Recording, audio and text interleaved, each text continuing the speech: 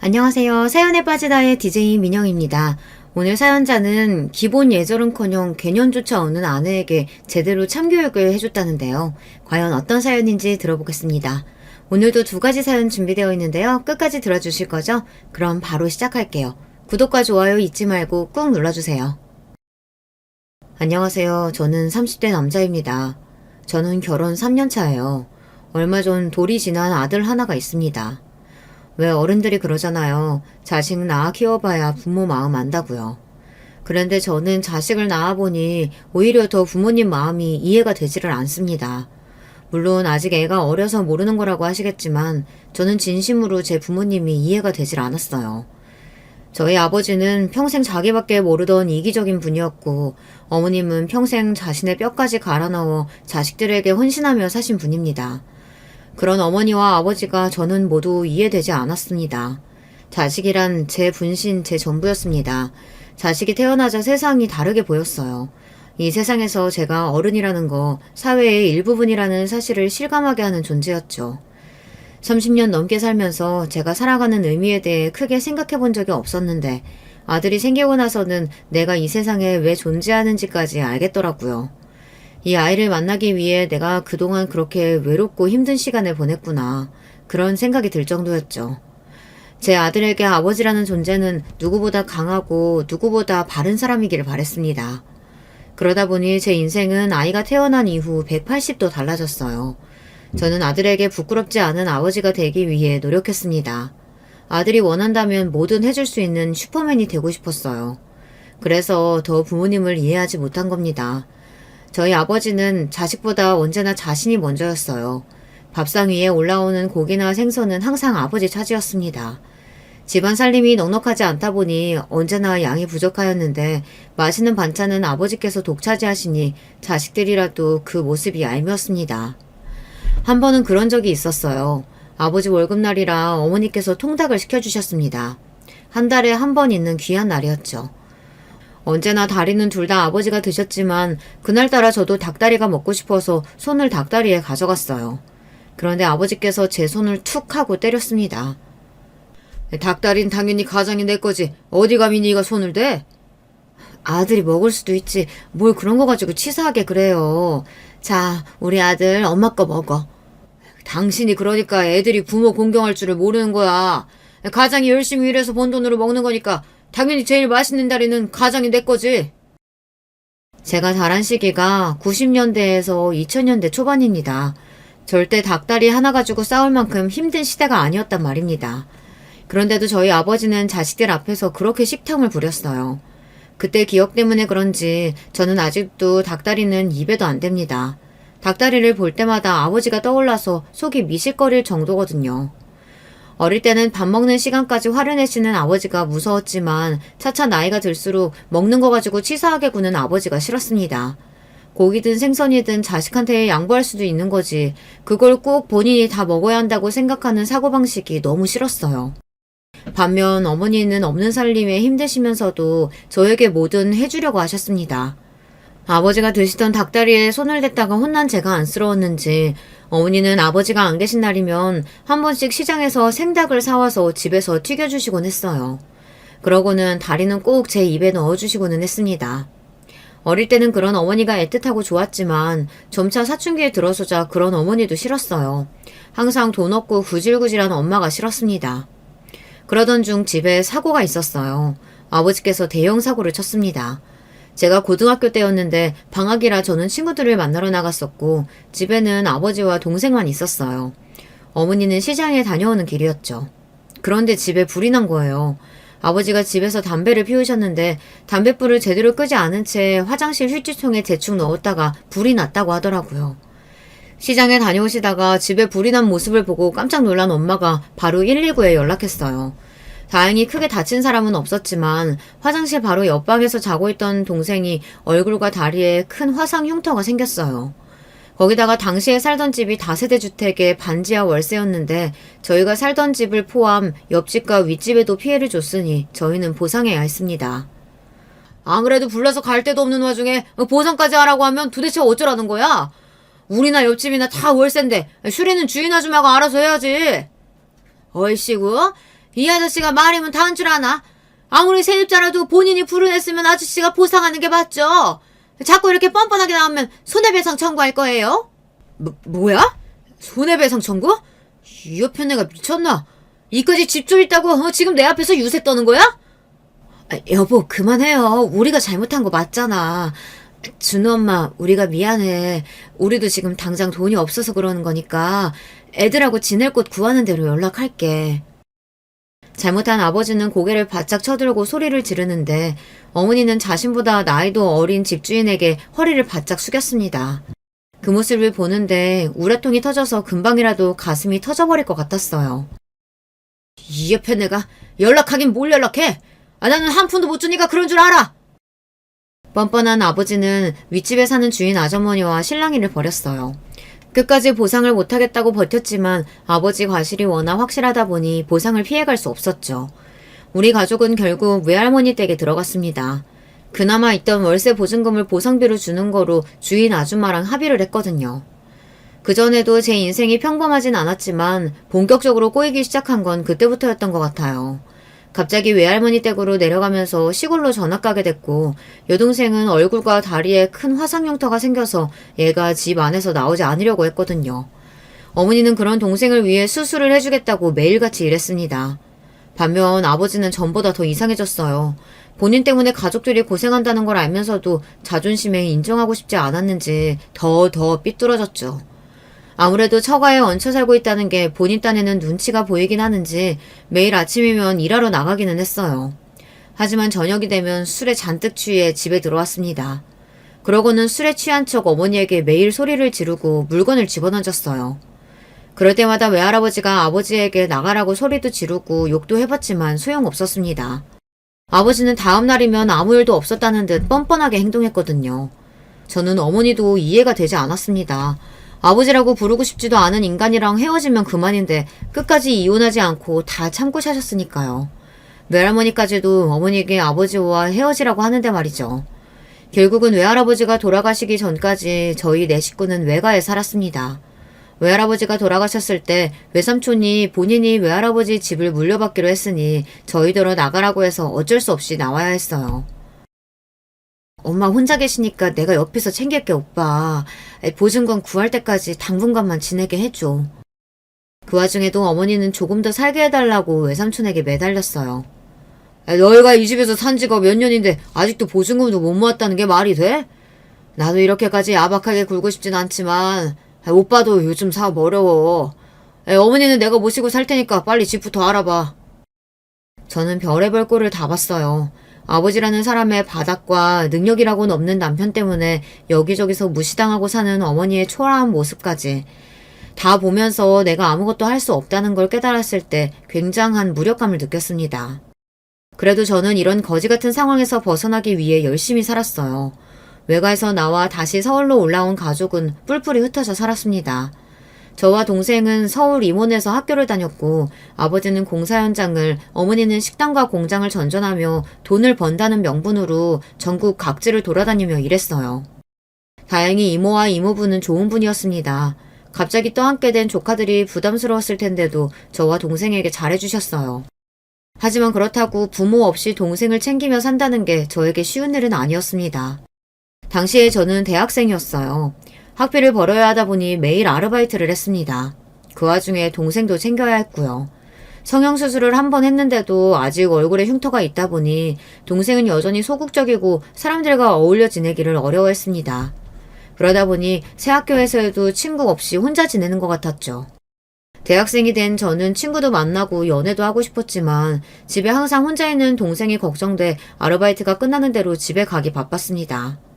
이모가 아무리 잘 챙겨준다고 해도 동생은 아직 이모에게조차 마음을 열지 않았거든요. 그렇게 힘든 시기를 지나 집안 사정이 좀 나아진 시기가 있었어요. 이기적이고 자기밖에 모르던 아버지가 죽기 전에 한 가지 잘한 일은 있더군요. 제가 군대에 있을 때였는데 아버지께서 공사 현장에서 일하다가 사고로 돌아가셨어요. 자식으로서 이런 말을 하면 안 되지만 차라리 잘 됐다 싶었습니다. 당시에 아버지는 술만 먹었다 하면 어머니에게 욕을 하고 손찌검을 했어요. 어머니는 항상 아니라고 하셨지만 뻔히 눈에 보이는 상황을 제가 모를 리 없었죠. 아버지의 사고가 산재로 인정되면서 보험금이 나왔습니다. 그 돈으로 우리 세 식구가 드디어 함께 살 수 있게 되었어요. 비록 전세였지만 그래도 셋이 함께 살 수 있다는 게 너무 좋았어요. 제대하자마자 저는 취직했습니다. 저도 일하고 어머니도 일해서 그런지 살림이 점차 나아지는 것 같았어요. 그런데 그 행복은 오래가지 않았습니다. 어머니께서 직장암에 걸렸어요. 수술 후 완치 판정을 받기는 했지만 수술 중 항문을 살리지 못해서 장루를 달게 되었습니다. 졸지에 제가 어머니와 동생 모두를 책임져야 했죠. 어머니는 어떻게든 일을 하겠다고 하셨지만 평생 장루를 달고 살아야 하는 장애가 생긴 어머니를 써줄 곳은 어디에도 없었어요. 더군다나 동생은 여전히 방 안에서 나오지 않을 테니 제가 모든 걸 책임져야 했죠. 그때까지도 저는 결혼 생각이 전혀 없었어요. 세상에 어떤 여자가 저와 결혼하겠나 싶었거든요. 그런데 그때 아내를 만나게 됐습니다. 아내는 굉장히 적극적이었어요. 저와 함께 일했던 동료 친구였는데 동료 SNS를 보고는 제가 본인 이상형이라고 소개해달라고 했다더군요. 살면서 그런 일은 처음이라 저도 신기했습니다. 아내와 저는 소개팅으로 만나 1년 연애하고 결혼했습니다. 연애할 때 아내는 밝고 솔직했어요. 사실 저희 집안 사정을 다 알고 나서 당연히 저에게 실망할 줄 알았는데 아내는 뭐든 괜찮다고 했습니다. 물론 아내는 평범한 집안에서 자란 사람이다 보니 제 상황에 대해 깊게 생각하지 않았던 것 같아요. 단순히 아버지가 안 계시고 어머니 몸이 편찮으신 정도로 생각한 거죠. 막상 결혼하고 보니 현실은 달랐던 겁니다. 제가 결혼하고 나서도 어머니에게 생활비를 드렸어요. 그럴 수밖에 없는 게 어머니께서 암 치료를 하는 동안 돈이 많이 들어가서 집을 월세로 옮겼거든요. 거기다가 동생은 우울증 약까지 복용하고 있어서 직장을 구할 수가 없었어요. 그나마 고등학교 때 배운 디자인 기술로 집에서 간단한 아르바이트 정도 하는 것 같은데 그거로는 어머니와 생활하기 버거웠죠.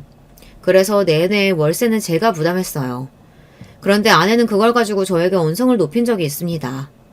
도대체 언제까지 어머니 월세 내드릴 거야? 우리도 애 갖고 집도 사야 하는데 한 푼이라도 아껴야지. 아가씨는 일 안 한대? 어머니가 일 못하면 아가씨라도 나가서 돈을 벌어야지. 언제까지 히키코모리처럼 집안에만 있을 거래? 아내 말이 틀렸다고 생각하진 않습니다. 아내 입장에서는 매달 시댁 월세를 내준다는 게 이해가 안 될 수도 있으니까요. 하지만 이 점에 대해 결혼하기 전에 아내에게 양해를 구하기도 했고 그만큼 제가 아내에게 잘하려고 하고 있습니다. 저와 아내는 각자 월급을 받으면 일부를 생활비 통장에 넣고 저축을 해요. 나머지는 본인이 알아서 용돈으로 씁니다. 제가 어머니 댁 월세를 내드리고 있으니 그만큼 제가 생활비를 더 내기로 결혼 전에 이야기했어요. 그런데 결혼 이후 아내는 툭하면 제가 시어머니 댁 월세를 내는 거에 대해 꼬투리를 잡았습니다. 내가 이런 말까지 안 하려고 했는데 자기가 자꾸만 월세 가지고 이야기하니까 해야겠다. 자기가 매달 나한테 사달라고 하는 옷이나 물건이 어머니 월세보다 더 나가. 내가 얼마나 힘들면 나가서 아르바이트까지 하겠어. 제가 부모님이 항상 돈 가지고 싸우시는 모습을 보면서 자랐기에 저는 절대 돈 가지고 아내와 싸우고 싶지 않았어요. 그래서 항상 아내와 상의해서 결정하고 아내가 필요하다고 하면 뭐든 사줬습니다. 그러다 보니 제 월급만 가지고는 부족해서 토요일마다 친구가 운영하는 가게에 나가 일을 도와주고 아르바이트비를 받았어요. 그래야 생활이 됐거든요. 제가 그렇게 열심히 사는 걸 제일 잘 알면서 아내가 한 번씩 어머니에게 쓰는 돈 가지고 이야기를 하면 저도 기분이 나빴어요. 아내는 학원에서 아이들을 가르쳐요. 일반 직장인보다 월급이 적지 않습니다. 아내는 결혼 전까지 혼자 그 월급을 다 쓰고 살았어요. 장인 장모님이 여유가 있다 보니 아내가 취직하고 나서 전세도 얻어주시고 차까지 사주셨거든요. 그러다 보니 아내는 저축이나 돈을 아낀다는 개념이 별로 없어요. 버는 돈을 본인 쇼핑하는 데 다 썼죠. 그러다 보니 아내는 저보다 훨씬 씀씀이가 커요. 생활비를 내고 어느 정도를 용돈으로 쓰는지 제가 다 아는데 그 돈을 사치 부리는 데 다 쓰는 것 같더라고요. 아내의 그런 점이 저도 마음에 들지 않았지만 제가 부족한 게 많은 사람이다 보니 항상 참고 넘어갔어요. 빚을 지는 것도 아니고 아내가 본인이 벌어서 본인이 쓰는데 제가 뭐라고 할 자격이 없다고 생각했거든요. 저도 아내처럼 여유로운 집안에서 평범하게 자랐다면 나도 그랬겠다 싶기도 하고요. 그래도 다행인 게 제가 결혼하고 나서는 어머니께서 기초수급자 자격이 돼서 나라에서 달마다 지원금이 나와요.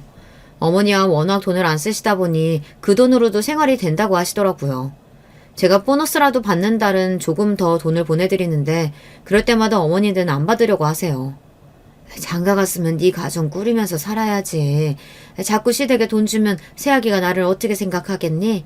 아들, 이제 엄마랑 동생 걱정 말고 새아가랑 행복하게 살아. 어머니는 항상 당신 걱정하지 말라고 했습니다. 다 알아서 할 수 있다고요. 동생에게 들으니 얼마 전부터 점심때만 동네 식당에 나가 설거지 아르바이트를 하시는 것 같은데 그것도 저에게 이야기를 안 하시더라고요. 뻔하죠. 제가 걱정할까봐 그러시는 거예요. 어머니께서 그럴수록 저는 더 어머니가 걱정됐어요. 자식 마음이야 다 그렇겠지만 평생을 본인 인생이라고는 없이 고생만 하시는 어머니가 안쓰러웠어요. 어머니는 평생 비행기도 못 타보셨어요. 저도 여행을 많이 다닌 건 아니지만 그래도 직장 생활하며 출장도 가보고 아내와 여행도 한두 번 다녀왔습니다. 저도 힘들다고 해도 그래도 남들 하는 거 다 하고 살아봤는데 어머니는 자식이 둘이나 있는데도 가까운 곳을 여행도 못 가셨다는 게 마음에 쓰였습니다. 그러던 어느 날 휴가 때 회사에서 제주도 항공권이랑 호텔 숙박권을 받게 됐습니다. 저는 제주도 항공권을 보는 순간 어머니가 떠올라서 어머니께 드리려고 했어요. 그런데 아내가 노발대발 난리를 치더라고요. 휴가라고 당신 회사에서 준 항공권을 왜 어머니를 드려? 당연히 우리가 가야 하는 거 아니야? 아내는 당연히 우리가 가야 하는 거 아니냐고 따졌어요. 너무 당연하게 이야기하는데 저도 기가 막혀서 헛웃음이 다 나오더라고요. 우리는 제주도 가봤잖아. 우리 어머니는 제주도는커녕 비행기도 한번 못 타보셨어. 자기, 이 호텔 숙박권이 얼마짜린 줄 알아? 이 호텔 요즘 엄청 핫한 데란 말이야. 나도 이 호텔 못 가봐서 가고 싶어. 아내는 어린애처럼 징징거리기 시작했습니다. 본인도 제주도는 가봤어도 이 호텔은 가본 적 없다고요. 알았어. 그럼 내가 우리 둘 항공권이랑 호텔 예약할 테니까 이번 휴가는 어머니랑 동생 데리고 갔다 오자. 저도 여유가 있었던 건 아니지만 그래도 아내가 가고 싶다고 하니 그럼 이번 휴가는 어머니랑 동생이랑 같이 다녀오자고 했어요. 그런데 제 말에 아내 얼굴이 확 굳어버리더군요. 그러더니 한다는 말이 가관이었어요. 여름휴가를 시어머니 모시고 가는 며느리가 어딨어. 거기다가 집에만 있는 아가씨가 제주도까지 간다고 하겠어? 아내는 딱 잘라 어머니 모시고 제주도 가기 싫다고 했습니다. 제주도에 갈 거면 우리 둘이 가자고 했어요. 저는 아내의 태도에 기분이 상해 표정 관리가 안 됐습니다. 당신 해도 너무하는 거 아니야? 나는 명절 때마다 장인 장모님 모시고 여행 갔잖아. 당신은 한 번이라도 우리 어머니 모시고 어디 식당이라도 간 적 있어? 내내 담아왔던 서운함이 터지고 말았습니다. 저는 능력 없는 사위라는 이유로 알아서 장인 장모님 눈치를 보고 잘하려고 노력했어요. 아무리 피곤해도 장인어른이 술 한잔 하자고 하시면 무조건 나갔고 장모님께서 장 보러 같이 가자고 하시면 언제나 운전사 노릇을 했습니다. 그런데 아내는 시집와서 저희 어머니랑 시장 한번 같이 간 적이 없어요. 장로 달고 다니시는 분이랑 외출을 같이 어떻게 해? 혹여나 흘리기라도 하면 나더러 어떡하라고. 아내도 짜증이 났는지 내내 속으로만 생각하고 있던 말을 하더라고요. 아내의 말에 저는 너무 화가 나서 그대로 집을 나가버렸습니다. 더 아내와 이야기를 나누다가는 저도 심한 말을 하게 될 것 같아서요. 제주도 항공권과 호텔 숙박권은 장인 장모님께 드렸어요. 제가 어머니께 드리려고 말씀드렸는데 어머니는 안 가겠다고 우기셨어요. 엄마가 제주도를 어떻게 가? 비행기 탔다가 장루라도 터지면 어떡하라고. 엄마는 괜찮으니까 너희끼리 오붓하게 다녀와. 거봐, 어머님 안 가신다고 했잖아. 그냥 우리끼리 가자니까. 괜히 어머님 마음만 더 쓰게 해드렸다. 어머니의 말에 신이 나서 말하는 아내가 왜 그렇게 얄미운지 저는 제주도에 가고 싶은 마음이 싹 사라져버렸어요. 아내와는 절대 가고 싶지 않았습니다.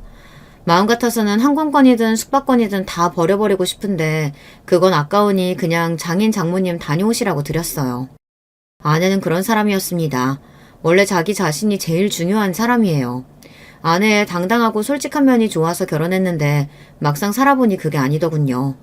아내는 당당하고 솔직하기만 한 게 아니라 남편인 저를 배려할 생각이 전혀 없는 사람이었어요.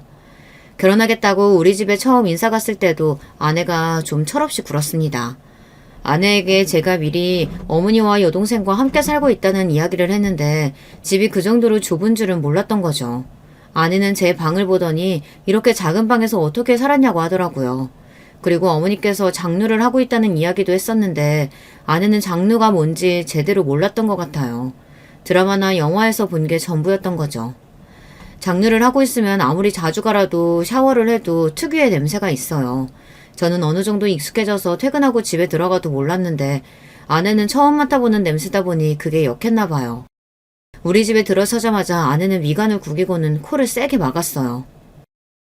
이게 무슨 냄새지? 1층이라 하수구 냄새가 나는 건가? 아내는 아무것도 모르고 한 말이겠지만 어머니는 순간 당황해서 얼굴이 새빨개졌어요.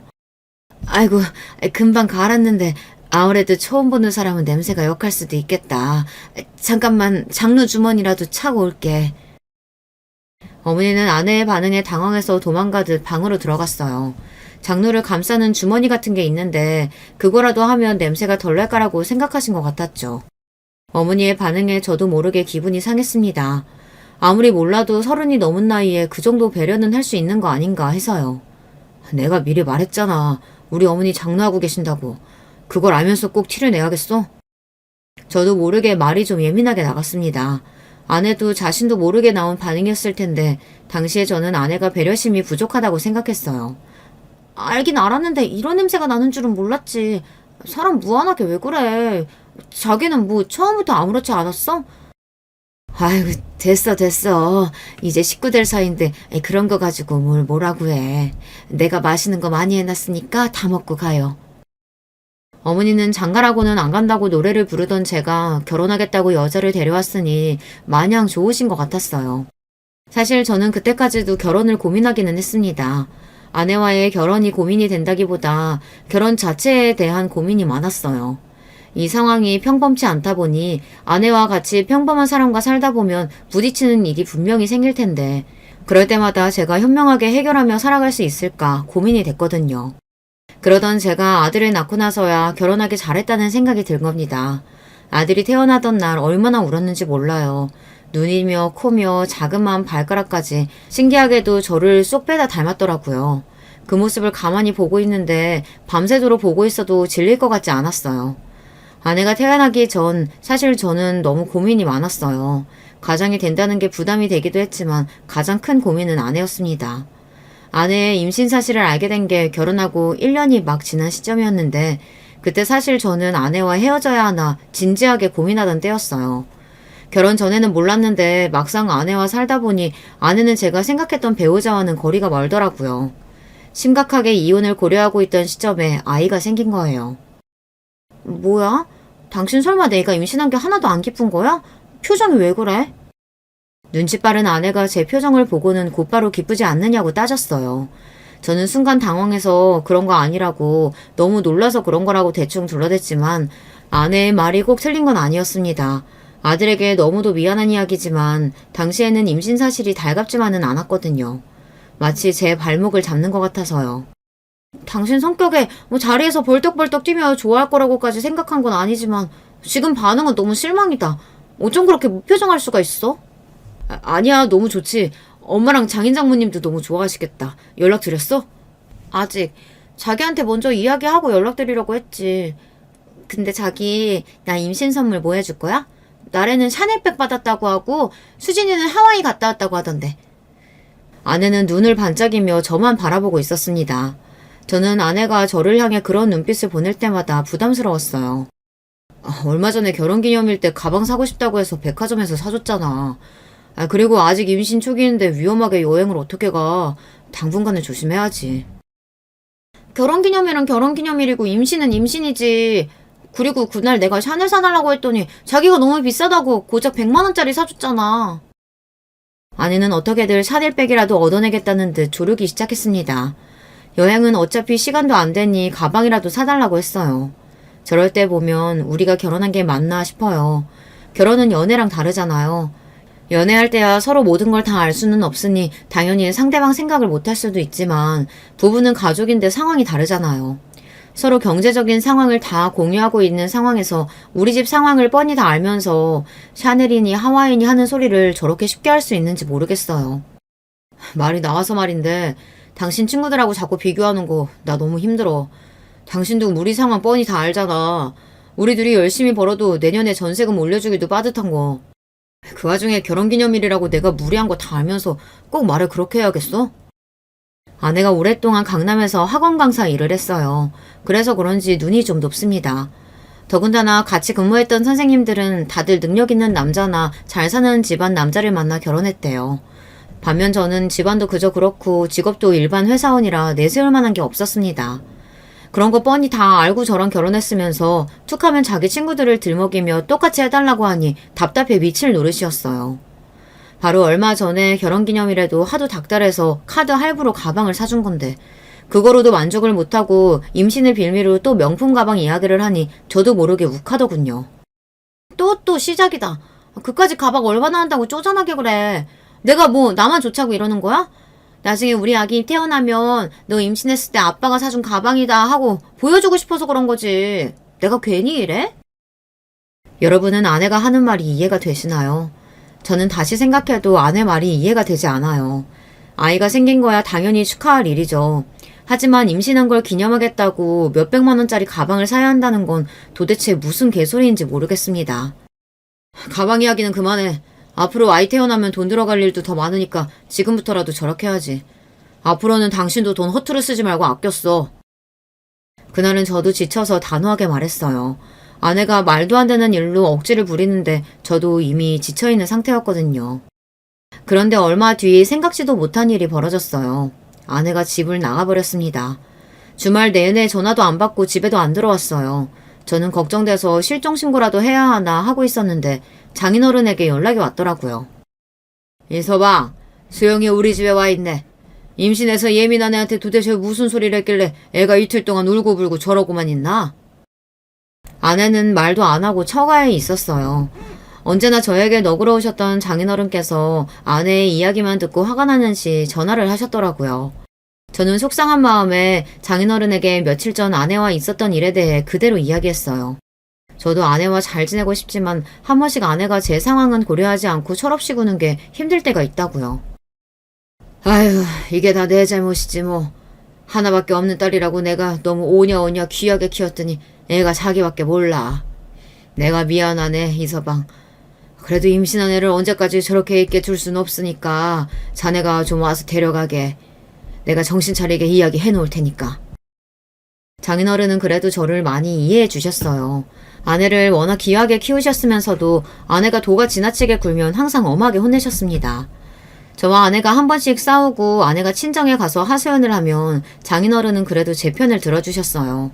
철없는 아내랑 사느라 고생 많다고요. 그날도 아내의 행동만 보면 처가에 데리러 가고 싶지 않았지만 장인어른의 이야기를 듣고 보니 제가 아내를 데리러 가는 게 맞는 것 같아 바로 처가로 갔습니다. 자네는 애가 아무리 철이 없어도 그렇지 임신한 애한테 그렇게 소리 지르면 어떡해. 그깟 가방이 뭐라고 그냥 좀 사준다고 하면 되지. 이서방이 가방 사주기 싫어서 그랬겠어? 이서방 말이 맞아. 앞으로 애 태어날 텐데 지금까지 쓰던 대로 펑펑 쓰면 안 되지. 장모님, 장인어른 신경 쓰게 해드려서 죄송해요. 제가 아직 많이 부족합니다. 앞으로 아기도 태어날 텐데 저도 좀 더 어른스럽게 행동하겠습니다. 저와 아내 사이가 어떻든 어른들까지 신경 쓰게 해드렸으니 저는 죄송해서 장인 장모님께 죄송하다고 사과드렸어요. 그리고 집에 오는 길에 아내에게도 사과했습니다. 제가 너무 예민하게 굴었다고요. 저라고 왜 아내에게 할 말이 많지 않겠습니까? 하지만 아이까지 생긴 마당에 앞으로 아내와 더 맞춰나가야 할 게 많을 텐데 이 정도 일로 싸우면 안 되잖아요. 이제 아이 아빠가 될 테니 조금 더 너그러운 마음을 갖자 싶었죠. 하지만 마음을 먹는다고 해서 쉬운 일은 아니더군요. 아들이 태어나자 아내와 싸울 일이 더 많아졌어요. 한 번은 이런 적이 있었습니다. 아내가 출산이 임박해와서 육아휴직을 하고 1년 동안 육아를 했어요. 아내가 육아휴직을 하는 동안 아내와 저는 셀 수도 없이 많이 싸웠습니다. 아내는 제가 없는 동안 하루 종일 혼자 아이를 보다 보니 많이 지쳤어요. 그래서 저는 아내의 비위를 맞추기 위해 많이 노력했습니다. 아침에 출근할 때는 혹여나 아내와 아이가 깨기라도 할까봐 화장실 불도 못 켜고 최대한 조용히 씻고 출근 준비는 거실에서 다 했습니다. 그리고 퇴근하고 집에 돌아올 때도 항상 저녁거리와 다음날 아내가 먹을 음식을 사서 퇴근했어요. 아내가 아기 보면서 도저히 밥까지는 할 수 없다고 했거든요. 오늘도 애 재우다 팔 떨어져 나가는 줄 알았어. 도대체 애는 왜 가만히 누워서 자질 않나 몰라. 지겨워. 하루 종일 고생했어. 지금부터 내가 볼 테니까 당신 밥부터 먹어. 아내는 제 얼굴만 보면 기다렸다는 듯 울분을 토해냈습니다. 저는 퇴근하자마자 씻지도 못하고 아내 옆에 앉아 애를 보며 그 하소연을 다 들어줘야 했어요. 이 정도는 저도 이해할 수 있습니다. 워낙 밝고 친구도 많은 사람이 외출도 못하고 매일 아이하고만 있으니 스트레스가 얼마나 심하겠어요. 아내를 챙길 수 있는 사람은 저밖에 없으니 제가 더 열심히 해야겠다 싶었죠. 그러던 어느 날이었습니다. 아내가 결국은 힘들었는지 장인어른에게 이야기해서 집에 보모를 불렀습니다. 제 월급으로는 감당이 안 되니 장인어른께서 불러주신 거죠. 저도 속으로는 보모까지 부를 일인가 라고 생각했지만 저는 아내에게 일절 이야기하지 않았습니다. 아내가 너무 힘들어서 육아 우울증이 올 지경이라고 하는데 제가 괜한 소리를 했다가 또 무슨 욕을 얻어먹으려고 그런 강큰 이야기를 하겠어요. 그런데 문제는 아내가 보모분이 오자마자 육아에서는 아예 손을 뗐다는 겁니다. 처음엔 저도 몰랐는데 자꾸만 보모분이 아이에게 무슨 일이 있을 때마다 회사에 있는 저에게 전화를 하더라고요. 애가 열이 있어서 병원에 간다거나 아기 이유식이 떨어졌다거나 하는 그런 이야기를 자꾸 저에게 전화하시더라고요. 아내가 집에 있을 텐데 말이죠. 그런데 알고 보니 아내는 집에 있는 게 아니었습니다. 매일 보모에게 아이를 맡기고 본인은 나가서 친구들을 만나 쇼핑을 하다가 오는 거예요. 보모가 전화하면 받지도 않고 말이죠. 저는 참다 한 번은 화가 나서 아이에게 이야기했습니다. 아무리 보모가 있어도 기본적인 건 챙겨야지. 애 감기 걸려서 기침하는데 저녁에 약도 안 먹이면 어떡해. 이모님이 아침에 와서 밤에 왜 약 안 먹었냐고 나한테 잔소리 하시더라. 그런 일이 한두 번이 아니었어요. 아들 이유식이나 기저귀 등 생필품은 우리가 다 알아서 사둬야 하는데 아내가 준비를 안 해둬서 부모님에게 연락이 온 게 한두 번이 아니에요. 그 이모님 말이 너무 많아. 남이 사 애 약을 먹이든 말든 자기가 왜 간섭이야? 까먹을 수도 있지. 당신 그걸 말이라고 해? 애가 일주일이 넘도록 기침이 안 떨어지니까 이모님이 걱정돼서 그러시는 거지. 낮에 이모님 있을 때 쉬고 왔으면 저녁에는 당신이 애 책임져야지. 도대체 뭐 하는 거야? 아내와 싸우고 싶지 않아도 아내 하는 짓만 보면 화가 났습니다. 이 여자는 도대체 놀면서 돈 쓰는 거 말고는 잘하는 게 뭐가 있는 건가 싶었죠. 시간이 갈수록 아이에 대한 사랑은 점점 더 커져만 가는데 아내에 대한 애정은 자꾸만 식어갔습니다. 그러던 중 대망의 아들 돌잔치 날이 밝았습니다. 제가 가장 사랑하는 제 아들의 생일이니 저는 누구보다 화려하게 해주고 싶었어요. 그날만큼은 아내에게 돈 가지고 잔소리하지 않고 아내가 하고 싶다는 대로 다 준비하라고 했습니다. 결혼식 때는 제가 너무 긴장하고 떨려서 어떻게 지나가는 줄도 모르고 했는데 아들 돌잔치는 다르더군요. 제 아들을 위해 많은 사람들이 축하하러 와줬다는 게 감사해서 마냥 행복했어요. 그리고 오랜만에 어머니와 여동생이 예쁘게 차려입고 돌잔치에 참석했습니다. 웬만해서 외출하지 않는 동생이 제 아들을 위해 와줬다는 게 고마웠어요. 저와 아내가 돌잔치 준비를 정신없다 보니 어머니와 동생이 아들을 대기실에서 봐주고 있었습니다. 그런데 잠깐 제가 자리를 비운 사이 장인 장모님이 오셨는지 대기실에 계신 것 같더라고요. 대기실 안이 시끌벅적했습니다. 우리 진우 외할아버지 보니까 좋아요? 하하하, 진우 이 녀석이 닮은 꼴은 알아보나 봅니다. 코며 얼굴형이며 어쩜 나를 빼다보갔나 모르겠어. 그러게요. 코랑 얼굴형은 외할아버지고 피부 하얀 거랑 쌍꺼풀은 친할아버지 판박이네요. 죽은 남편이 쌍꺼풀이 진했거든요. 에이, 사돈은 친할아버지 닮으면 안 되죠. 젊어서 그렇게 술을 드셨다면서요? 우리 진우 나중에 술 먹으면 안 돼? 그런 건 꼭 외할아버지 닮아야 한다? 당신은 안 사돈 앞에서 무슨 그런 소리를 해. 우리 새끼인데 당연히 다 닮고 하는 거지. 아니에요. 사돈 말씀이 맞습니다. 그 인간 닮아봐야 좋을 거 하나도 없죠 뭐. 그래 진우야, 절대 친할아버지 닮으면 안 돼. 외할아버지 많이 닮아라. 순간 대기실 안에 정적이 돌았습니다. 대기실 밖에서 듣고 있던 저는 속상해서 괜히 마음이 좋지 않았어요. 어머니께서 잘못하지도 않은 일에 괜히 또 주눅이 들어 어쩔 줄 몰라 하시는 게 눈에 훤했거든요. 밖에 손님 많이 오셨어요. 곧 돌잔치 시작하니까 주인공은 제가 데리고 갈게요. 저는 애써 웃으며 대기실로 들어가 아들을 데리고 나왔습니다.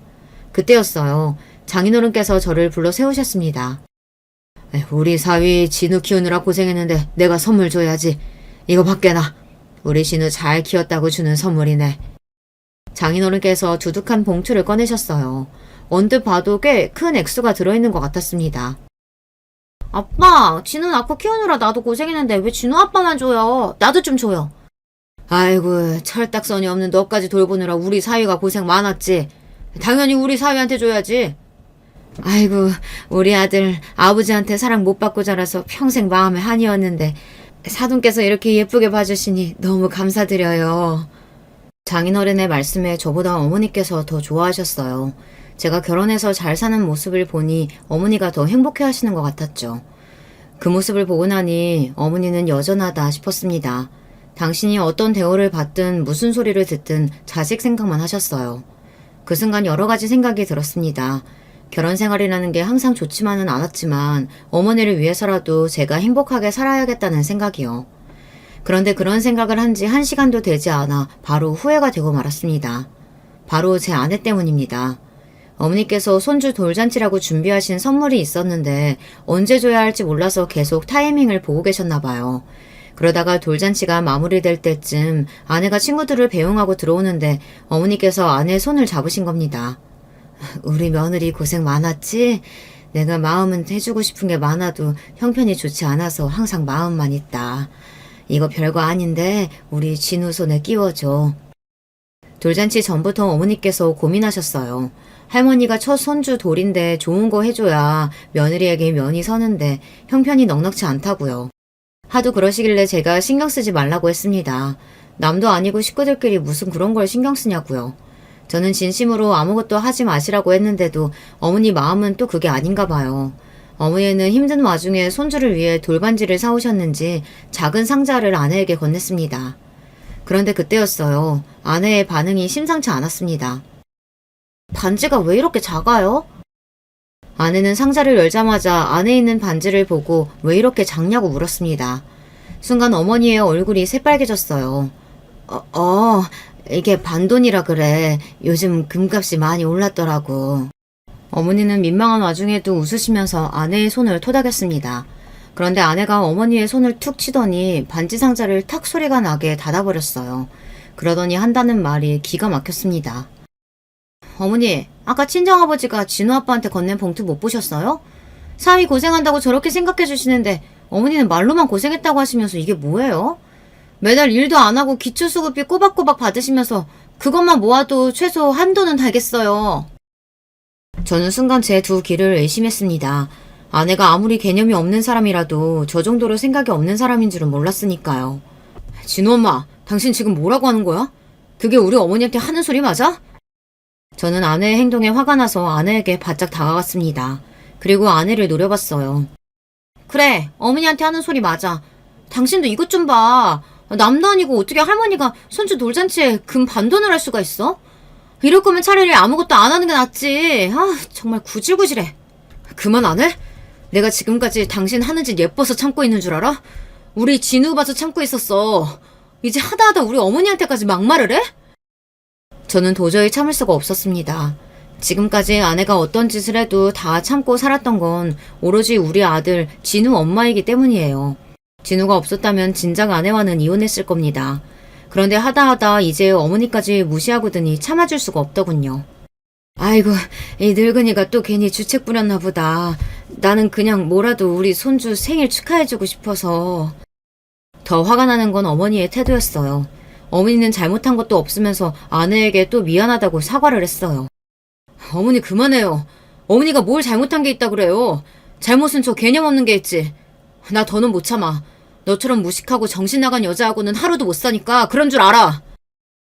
저는 제품에 곤히 안겨 자고 있는 아들을 유모차에 태우고 짐을 챙겼습니다. 그리고 결심했어요. 이 여자와는 하루도 살지 않겠다고요. 얼씨구 웃기고 있네. 그래서 당신이 지금 나랑 이혼이라도 하겠다는 거야? 꼴에 자존심은 있나 보지? 아내는 제 말에 콧방귀를 뀌며 믿지 않았어요. 그 순간 알겠더군요. 그동안 아내가 저를 얼마나 무시하고 있었는지 말이죠.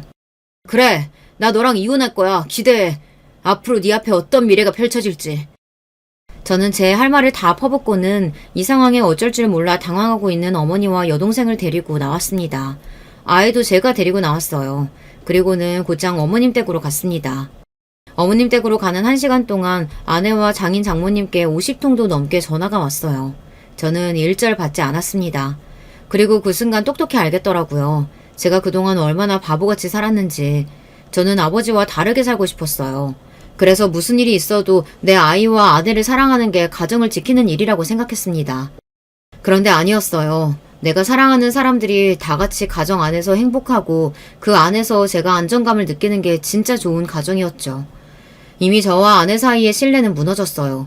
저는 아내를 믿지 못하고 아내는 저를 가장으로 생각하지 않았습니다. 얼마 뒤 저는 만만의 준비를 마치고 복수를 시작했습니다. 저와 저희 어머니까지 없이 산다고 무시하던 아내에게 보란듯 이혼 소장을 보냈어요. 이혼 소장을 보내자마자 장인어른에게 연락이 왔습니다. 역시나 아내의 대변인이었죠. 이서방 정말 왜 이러나? 아무리 화가 나도 부부끼리는 말로 해결해야지. 무작정 이혼 소장부터 보내면 어떡해? 장인어른은 애도 어린데 이혼은 무슨 이혼이냐며 당장 진우부터 데리고 오라고 했습니다.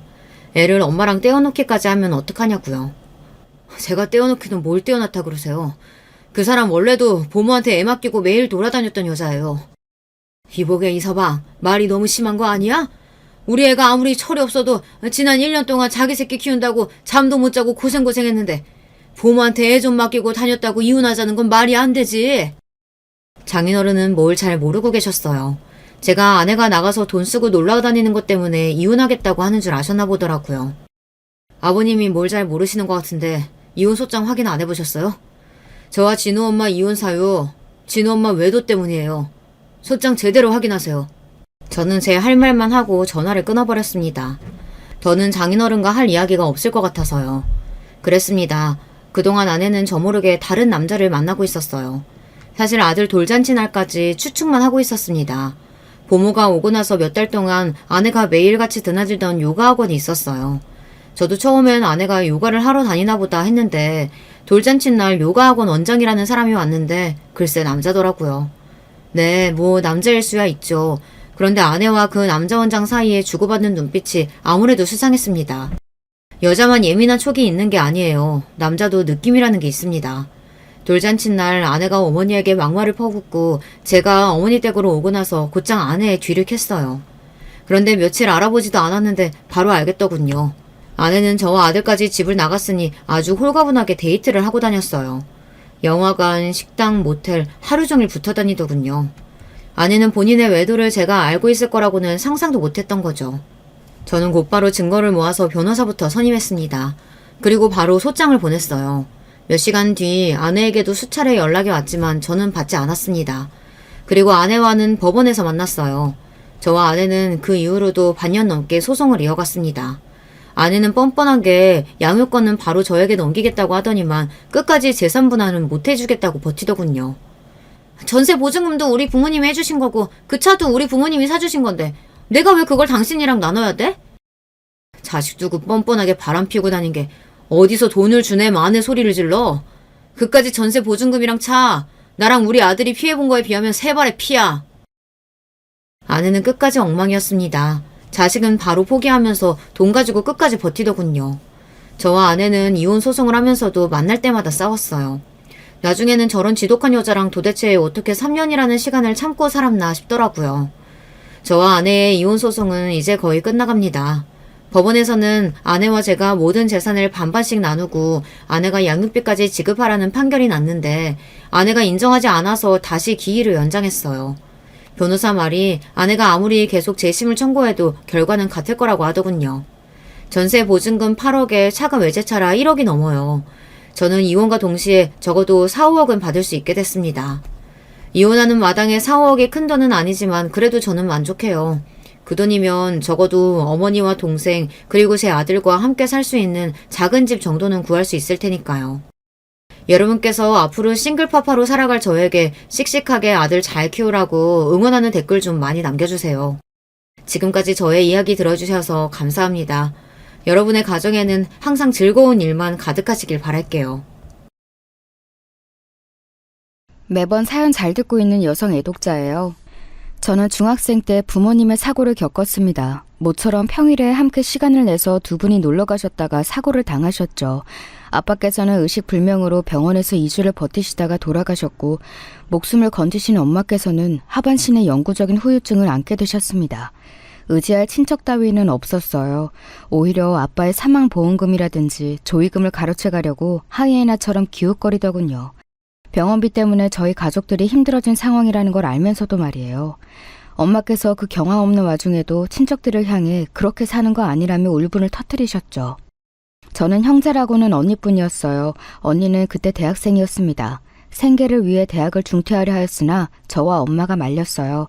저는 고등학교를 인문계로 진학하지 않았고 학업과 아르바이트를 병행하며 돈을 벌어 가게에 보탬을 했습니다. 언니는 체질적으로 몸이 약해서 타고나기를 건강한 제가 열심히 하는 게 맞다고 생각했어요. 금수만도 못한 친척들, 휠체어를 타게 된 엄마를 바라보는 그 묘한 눈길들. 저희 가족에게는 정말 저희뿐이었어요.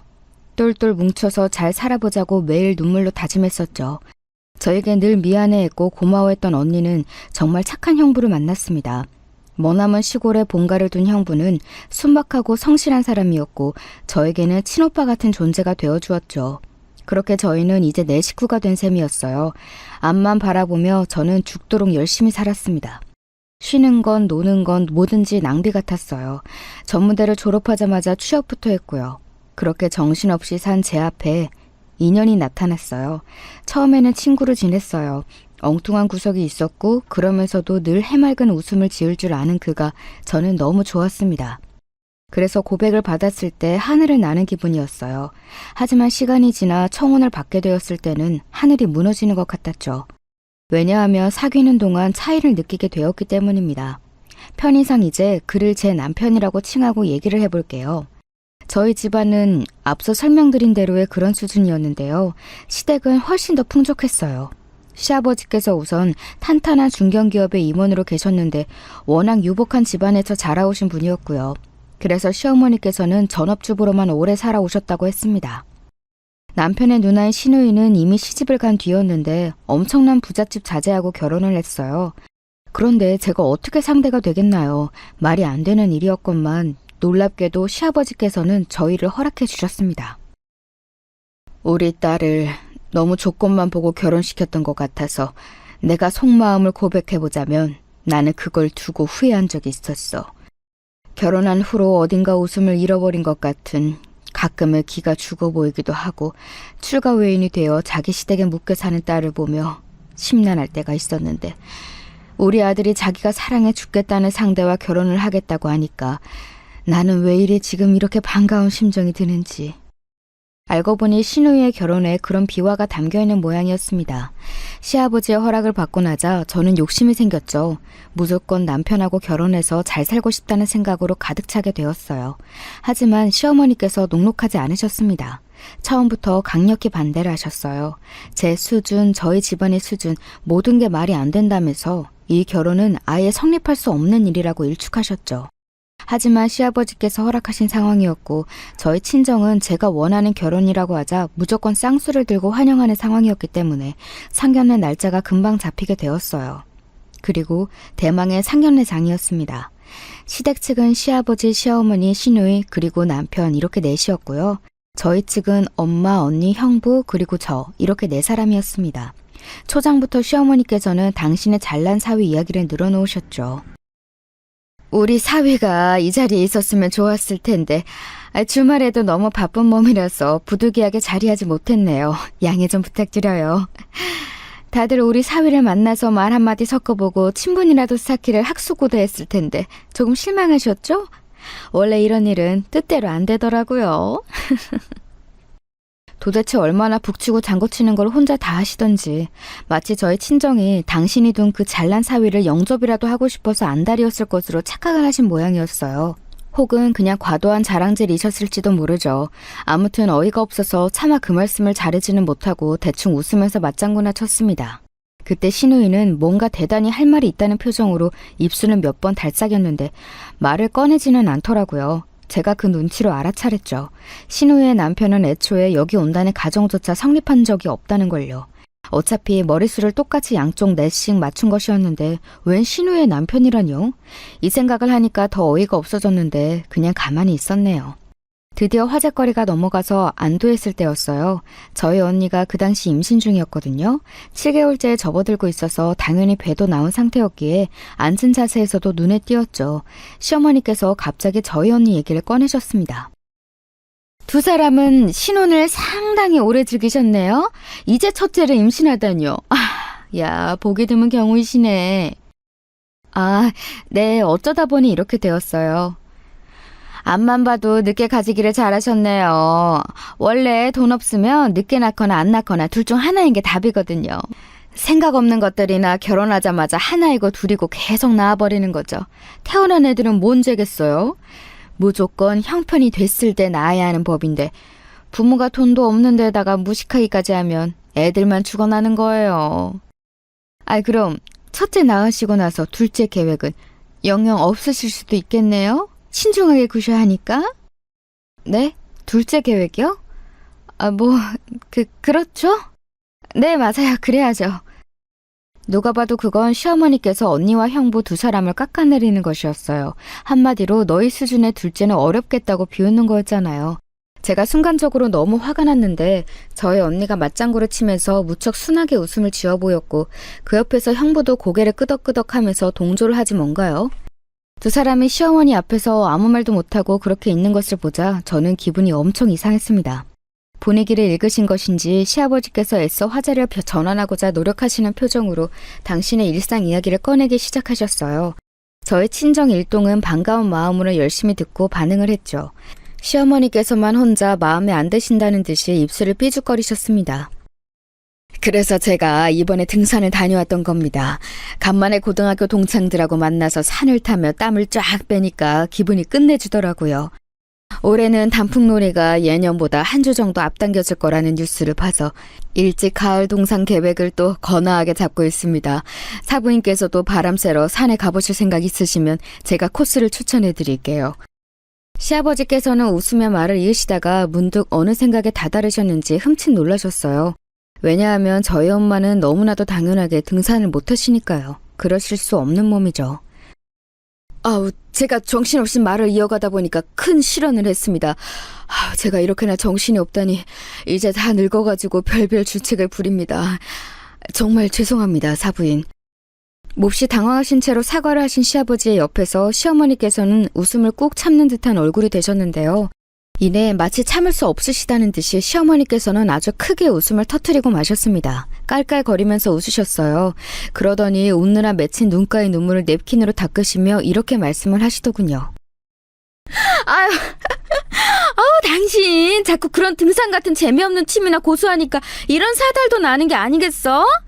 그러게 내가 뭐라고 그랬어? 사위하고 골프나 치고 다니라고 했었지?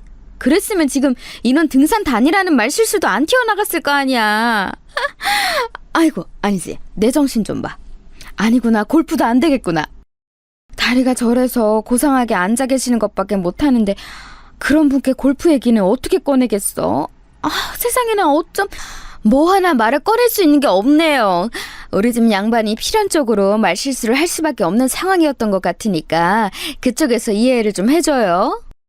다시 생각해도 정말 무리하게 짝이 없는 시어머니의 발언이 터져나왔는데요. 그러자 엄마, 언니, 형부까지 차례로 미소를 지으면서 고개를 끄덕였습니다. 당사자인 엄마께서 특히나 전혀 개의치 않는다는 듯 온화한 표정을 하고 계셔서 제가 좀 당황스러웠어요. 저는 아까부터 이 이상한 분위기가 너무나도 불편했습니다. 이런 게 무슨 상견례인가 싶었고요. 제가 어두워진 낯빛이 된 것을 슬쩍 엄마께서 살펴보시더니 이내 이런 말을 꺼내셨어요. 우리 작은 딸 정말 생활력 강하고 야무진 아이예요. 제 딸이지만 정말 저보다 낫다고 생각을 합니다. 제가 장담 드리는데 시간을 두고 지켜보실수록 나무랄 데 없는 며느리라는 걸 아시게 될 거예요. 맞아요. 선정이는 저희 집에서 언제나 언니보다 나은 동생이었어요. 저보다 훨씬 똑부러져요. 갑자기 엄마께서 그런 말씀을 하셔서 제가 감동과 민망함이 교차했는데 언니까지 맞장구를 치더군요. 그러면서 두 사람 다 제 쪽을 빠르게 흘끗하며 슬쩍 미소를 지어 보였어요. 시어머니로 인해 상견례장의 분위기가 자꾸 오리무중으로 흘러가니까 두 사람이 얼른 이 자리에 본질을 꺼내들고 저에 대한 좋은 이야기까지 꺼내준 것이었죠. 그런데 그 다음 순간이었어요. 시어머니께서 피식 웃는 소리를 크게 내시더니 이런 소리를 하셨습니다. 딸 2명 중에서 하나라도 목표를 달성하였으니 성공하셨네요. 딸 팔아서 한몫 챙기시려는 건데 앞으로 걱정 없이 든든하시겠습니다. 행복하시겠어요. 저는 그 순간 제 몸에 피가 차갑게 식는 느낌이 들었어요. 무례의 정도를 넘어서 버린 시어머니의 발언, 그 경멸이 가득한 얼굴을 마주하고서도 저희 엄마께서는 애써 미소를 지으시며 손사래를 치실 따름이었죠. 아닙니다. 절대로 아니에요. 딸 팔아서 한몫 챙긴다니 완전히 어붕성설임이십니다. 저희 아이들이 자기들끼리 너무 좋아서 한다는 결혼인데 그런 말씀이 나오시는 것 자체가 저는 좀 아니라고 봐요. 참나, 고상한 척 하실 것 없어요. 전공이 딱 찔렸다는 그 표정까지 숨겨지지는 않으니까요. 지금 만약 다리만 멀쩡하셨으면 바로 이 시점에 화장실로 도망가셨어야 맞는 건데 그러실 수 없으니 정말 안 됐네요. 이건 완전히 미친 상황이었어요. 제가 얼른 곁눈질로 엄마, 언니, 형부를 쳐다봤습니다. 형부는 그 착하고 온순한 사람이 전에 없도록 눈빛이 싸늘히 식은 상태였으나 그럼에도 참는 형색이었고요. 언니는 입가를 파르르 떨고 있었지만 애써 웃는 모양을 유지하고 있었습니다. 그리고 엄마는 억지로 은은한 미소를 유지하고 계셨죠. 그 묘멸감 앞에서도 말이에요. 그 모습들을 차례로 확인하자 저는 차갑게 식었던 피가 이번에는 거꾸로 치솟는 감각을 맛봤습니다. 그 순간 모든 게 아무래도 상관없어졌어요. 지금 뭐라고 하신 거예요? 제 목소리가 큰 울림을 담고 흘러나갔어요. 그건 누가 들어도 화를 잔뜩 눌러놓은 목소리였죠. 모두가 놀라서 저를 쳐다봤고 시어머니께서는 기가 막힌다는 듯이 코웃음을 한번 치셨습니다. 너 왜 그렇게 발끈하니? 여기가 어느 안전이라고 눈을 그렇게 치켜드는 거야? 말씀 돌리지 마시고요. 뭐라고 하셨던 건지 그거나 답하세요. 저희 엄마께 무슨 소리를 짓거리신 거냐고요. 당장 사과하세요. 말하다 보니 더 화가 나서 제가 끝에는 소리를 질렀어요. 그러자 시어머니께서는 자리에서 벌떡 일어나시더니 상체를 제 쪽으로 가까이 들이밀며 눈을 부라리셨습니다. 그건 마치 감히 니까짓 게 지금 나한테? 라는 경고 행동처럼 보였어요. 저는 지지 않고 똑같이 자리에서 일어났죠. 사과라니? 무슨 사과? 아시고 이것 봐라. 버릇없이 구는 이 꼬라지는 뭐람? 너 대체 뭐야? 뭐하는 얘니? 너 이렇게 쉽게 미천한 본성을 드러내가지고 내 아들하고 결혼을 할 수 있을 것 같아? 너도 네 엄마처럼 전곡 찔려서 이렇게 발끈한 거지? 내 아들 낼름 채워가서 팔자 고쳐볼 생각에 그간 싱글벙글 하기만 했고 이렇게 전곡 찔려볼 각오는 안 되어 있었나 봐. 기가 막히네. 모녀가 쌍으로 염치가 없는 것도 정도가 있지. 시어머니께서는 말씀을 마치시며 상위에 침을 뱉는 신용까지 하셨습니다. 그걸 본 순간 제가 손을 들어서 있는 힘껏 시어머니의 뺨을 후려쳐버렸죠. 우당탕하고 시어머니께서 중심을 잃고 쓰러지신 소리가 상경내장에 울려 퍼졌습니다. 그 정도로 제가 세게 때렸던 거예요. 시누이가 짧게 비명을 질렀고 언니는 저에게 너 미쳤냐는 중얼거림을 뱉었습니다. 엄마께서는 놀란 몸을 떨고 계셨는데 형부는 그런 엄마부터 챙기며 안색을 살피고 있었죠. 시아버지께서 옆에서 부축하시는 걸 뿌리친 시어머니께서는 몸을 일으키시며 저를 표독스럽게 째려보셨어요. 야, 결혼은 고사하고 너는 내가 고소할 거야. 너는 이제 끝이야. 당연한 소리를 하시네요. 저는 끝장을 볼 생각으로 방금 싸대기 후려친 거고요. 얻어맞고 바로 나뒹구신 건 잘하신 선택이었습니다. 안 그러셨으면 곧장 제가 반대쪽 싸대기로 후려칠 거였으니까요. 시어머니께서는 제 말에 경악하셨는지 입을 떡 벌리시고는 그대로 굳어버리셨습니다.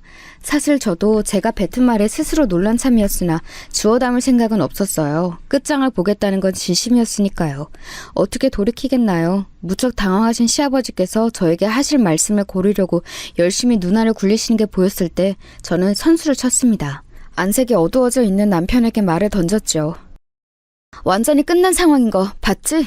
이제는 돌이킬 수 없어. 그러니까 네가 하나만 선택해야 돼. 당장 이 자리에서. 어? 선택이라니? 어떤 선택을 말하는 거야 지금? 자, 선택해. 나야? 아니면 네 엄마야? 둘 중에 하나만 골라. 네 엄마를 선택해서 네 가족끼리 잘 먹고 잘 살든가 아니면 나를 선택해서 골치 아픈 상황에 한번 빠져보든가. 어떡할래? 어떤 쪽이든 지금 끝을 보자. 도대체 그때 제가 무슨 정신으로 그랬는지는 모르겠네요.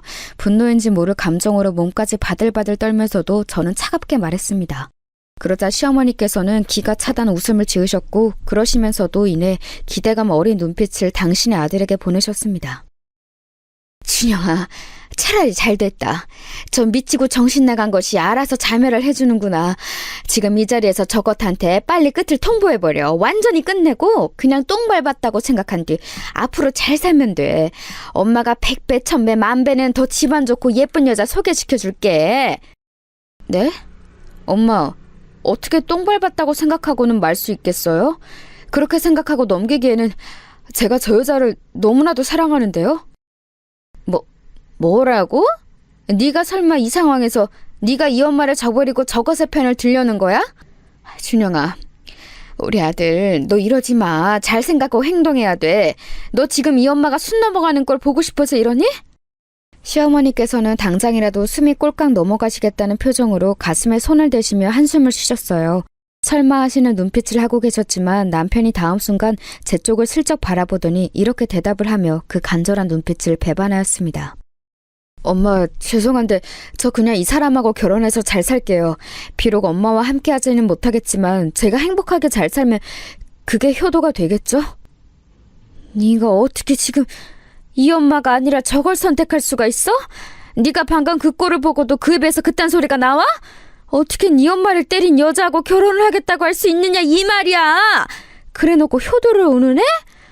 세상에나 준영아. 아들, 너 이러는 거 아니다. 시어머니께서는 거친 호흡을 연달아 뱉으시더니 아예 뒤로 휙 넘어가 버리셨습니다. 시누이가 바로 뒤를 받쳐줘서 망정이었죠. 안 그랬다면 의자 같은데 머리를 잘못 박으실 수도 있었어요. 뒤로 넘어가신 시어머니께서 눈을 반쯤 까 뒤집으시는 걸 보고 시아버지께서 다급히 구급차를 부르셨습니다. 남편과 시어머니의 짧은 대치를 멍하게 보고 있었던 저는 그제야 정신이 들었던 것 같아요. 상견례장은 물론이고 거기 식당 자체가 어수선해졌습니다. 그곳을 나올 수밖에 없었죠. 엄마께서는 걱정스럽게 저에게 물어오셨어요. 선정아, 너 이래도 되는 거야? 너 왜 그랬어? 어? 저러다 잘못되시면 그땐 어떡하면 좋니? 아까 구급차 타실 때 의식 있으신 거 내가 다 봤어. 아마 별일 없을 거야. 그런데 엄마야말로 아까 왜 그랬어? 엄마뿐만이 아니야. 언니, 형부 셋 다 계속 별다른 대꾸도 못하고 그 온갖 무례한 언사를 듣고만 있고 실실 웃기나 하고. 제 말에 언니가 다가오더니 저의 어깨를 어루만져주며 설명을 하더군요. 세 사람 다 제 결혼을 위해 무작정 참았다는 거예요. 제 결혼, 즉 제 행복이 우선이라고들 생각을 해서 모욕을 눌러 참으면서 계속 바보처럼 웃고 있었다는 겁니다. 저희 집안이 많이 기우는 결혼이었으니만큼 무작정 저를 위해 참으며 인내하기로 다들 작정하고 상견례장에 나온 것이었어요. 그 속내를 듣고 저는 정말 속상했습니다. 다들 왜 내 마음을 이렇게 몰라줘?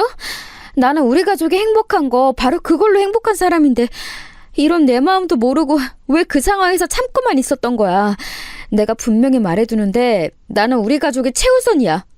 시어머니의 빈정거림 앞에서도 눈물 따위는 나오지 않았었는데 아이러니하게도 이런 순간에 눈물이 나올 것 같더라고요. 꾹 참으면서 제가 말을 했을 때였어요. 제 뒤편에서 조심스러운 목소리가 들려왔습니다. 그 가족의 범위에 나도 끼워주는 거 맞지? 자기야, 왜 여기에 있어?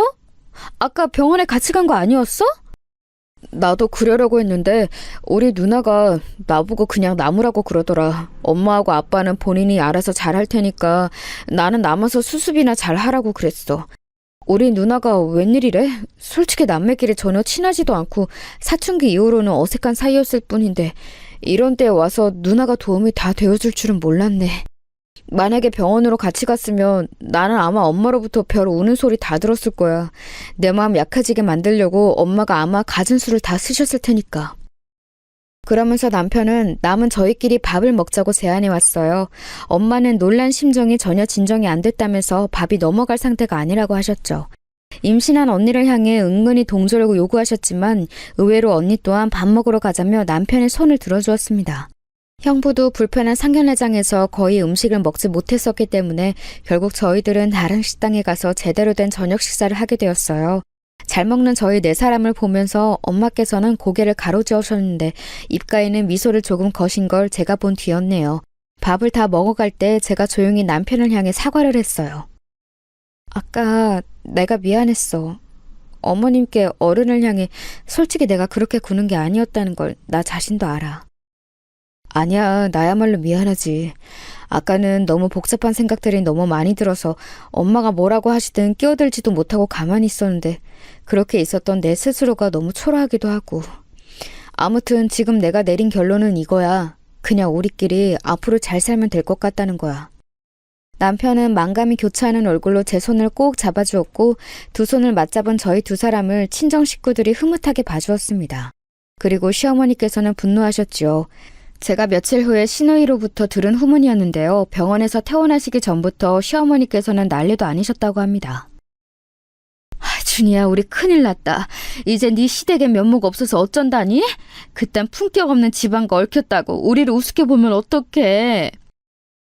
엄마는 왜 쓸데없는 것까지 고려하면서 피곤하게 사세요? 하여간 상견례장에서는 엄마가 잘못하셨어요. 먼저 선을 넘으셨기 때문에 품격이니 뭐니 그런 거 입에 올리실 자격이 없다고 생각해요. 내가 먼저 선을 넘든 말든 그 미친 것이 어른한테 어쩜 그렇게 손을 날릴 수가 있어? 너는 그게 제정신이라고 생각해? 엄마, 만약에 내일 당장 사고를 당해서 엄마의 두 발목이 사라졌다고 쳐요. 누가 내 앞에서 휠체어 신세가 된 엄마를 모욕한다면 그걸 제가 참기를 엄마는 바라시는 거예요? 도저히 자식된 도리로 참을 수가 없는 그런 모욕을 제가 참고 넘기길 바라시는 거냐고요. 반박을 하시려고 했던 시어머니께서는 이내 입을 꾹 다무셨다고 해요. 역지사지를 해보니까 제가 당한 입장이 어떤 것이었는지 조금은 체감이 되신 모양이에요. 이 일화를 시누이에게서 전해 듣고 많은 생각이 들었지만 우선은 시누이에게 고맙더라고요. 어쨌든 자기 엄마가 예비 올케에게 뺨을 맞았음에도 제 편을 들어준 셈이었으니까요. 그리고 시누이에게 이 일화를 듣기 바로 하루 전에는 시아버지께서 연락을 주셨습니다. 저희 엄마를 잠깐 뵙고 싶다고 찾아오겠다는 뜻을 밝히셨던 건데요. 왠지 불편한 마음이 들어서 엄마는 거절을 하려고 하셨지만 시아버지께서 염치 없이 댁에 머무르지는 않을 거고 잠시 얼굴만 뵙고 가겠다고 그렇게까지 말씀을 하시니 수락을 하셨던 것이지요. 시아버지께서는 웬 망고 한 박스를 사오셨어요. 이제 우리나라에서도 망고가 쉽게 보이려나 봅니다. 백화점에 가면 요새 자주 팔고 있네요. 혹시 당 관리 따로 하시는 게 아니라면 맛있게 잡수세요. 아휴, 망고는 냉동으로만 몇 번 먹어본 게 다인데 이렇게 먹음직스러운 생과일 망고를 너무 귀한 걸 주셔서 감사합니다. 잘 먹을게요. 제가 감사 인사를 받을 처지가 못 되는 것 같습니다. 저희 집사람의 물에 부디 어긋난 모종이라 여겨주세요. 그날 너무나도 신뢰가 많았습니다. 부족하나마나 제가 대신 사과드리겠습니다. 현관에 서신 시아버지께서는 그대로 허리를 깊숙이 숙여 저희 엄마께 인사를 하셨습니다. 엄마께서는 놀라신 눈치로 계속 손사래를 치시며 괜찮다고 그러실 것 없다고 그런 말씀을 하셨죠. 그러나 시아버지께서 가시고 나서 엄마께서는 저에게 당신의 본심을 밝히시며 눈시울을 붉히셨어요. 괜찮다고 말은 그렇게 했지만 사과를 받으니까 좋긴 하네. 저는 그때 새로운 다짐을 했던 것 같아요. 저희 엄마께서 앞으로는 당당하게 상대가 누구든 사과를 받으실 만한 상황이라면 망설이시지 않고 사과를 요구하실 수 있도록 제가 그렇게 만들어드리고 싶다는 바람이 들었지요. 열심히 사는 것에 그치지 않고 성공해서 살아야겠다는 결심이 섰어요. 몇 주 후 저는 남편과 결혼식을 올렸습니다. 혼주석에 각각 저희 엄마 그리고 시아버지만 자리했습니다. 신랑 입장의 순간이었는데요. 남편이 저희 엄마의 휠체어를 끌면서 입장하였어요. 올해와 같은 하객들의 박수가 터져나왔습니다. 아직 입장 전이었던 저는 그 소리를 듣고 감동을 받아 눈물이 나올 것 같아서 참느라 혼났죠. 결혼식은 정신없이 지나가 버렸는데 정말 꿈만 같은 시간이었던 것 같아요. 시누이가 웃으면서 전해준 말이 있었는데 꽤 인상 깊었네요. 우리 그이가 결혼식 보더니 뭐라고 하는 줄 알아? 마치 영화 속에서 본 장면 같아서 너무 멋졌대.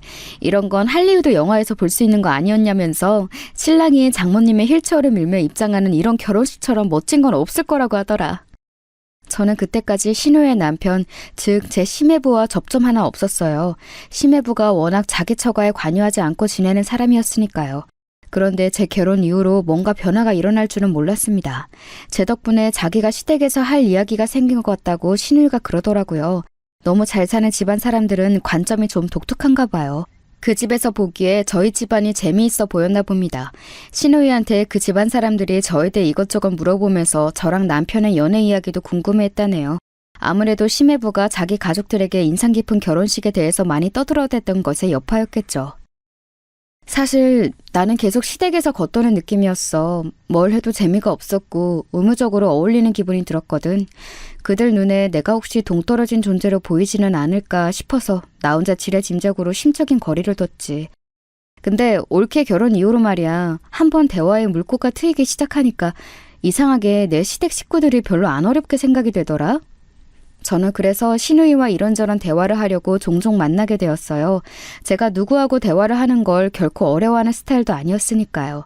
저하고 만나서 대화를 나눌수록 신우이는 말주변이 늘어났고 자기 시댁 식구들과 나눌 대화 주제도 잘 찾기 시작했어요. 그러면서 신우이는 점차 자기 남편인 제 심해부하고도 이전보다 다르게 지내게 됐답니다. 활동적이 되면서 신우이가 자신감도 생겼고 심해부한테 할 말 다 하면서 살게 되었어요. 이 시작이 제 결혼이었다는 게 저는 지금 곱씹어봐도 신기할 따름이에요. 저희 언니는 무사히 출산을 했는데요. 육아 문제로 고민할 때 육아 선배인 신우이가 여러 도움을 주기도 했어요. 그리고 형부가 워낙 자기 처가에 잘하는 사람이잖아요. 제 남편이 결혼하고 나서 그걸 보며 배웠습니다. 형부가 그때 저희 엄마께 주기로 따지면 거의 일주일에 그때 한두 번 전화를 드리고 있었는데요. 남편이 그럼 자기는 최소한 두세 번은 전화를 드려야겠다면서 의욕을 보였지요. 제가 그럴 필요까지는 없다고 만류했네요. 남편이 저희 엄마께 잘하려고 드니까 저도 은근히 그게 신경이 쓰여서 시아버지께 더욱 싹싹하게 잘 해드렸습니다. 모두가 행복한 변화를 맞이하며 진정한 가족이 되어가고 있을 때 소외되신 한 분이 계셨지요. 네, 바로 제 시어머니셨습니다. 나는 절대로 굴하지 않아. 나는 나만의 길을 갈 거야. 감히 내가 끝까지 허락을 하지 않았다고 해서 나를 정말로 결혼식에 빼버려? 이런 결혼이 어디 끝까지 평탄하게 잘 갈 수 있을 것 같아? 지금이야 다들 그 정신 나간 것한테 이상하게 홀려서 그러고들 있지만 시간만 좀 지나봐라. 다들 땅을 치고 후회하면서 내 판단이 맞았다고 할 테니까. 시어머니께서는 처음에 굉장히 의기양양해 하셨어요. 시아버지께서는 굳이 댁으로 제가 방문 안 해도 된다고 하셨었지만 그래도 모든 상황에 안 그럴 수는 없어서 제가 시댁을 방문했을 때면 시어머니는 마주치기도 했는데요. 아주 저 보란듯이 시어머니께서는 어깨에 힘을 주고 콧방귀를 끼셨습니다. 저는 별다른 대꾸도 안 하고 그냥 고개만 꾸벅 인사드리는 게 전부였죠. 그런 저를 보며 시어머니께서는 조금만 지나봐라 어디 두고 보자는 식으로 자신만만해 하셨지만 오히려 시간이 갈수록 힘을 잃는 쪽은 시어머니셨습니다. 그토록 귀하게 여기셨던 당신의 사돈 때, 그러니까 신우이의 시댁이 저에게 호의적인 것부터가 시어머니께서는 큰 타격이었고요. 신우이 부부가 저희 부부와 함께 부산 여행을 주말에 다녀왔다는 걸 아셨을 때는 거의 거품을 무셨다고 나중에 신우이로부터 전해 들었네요.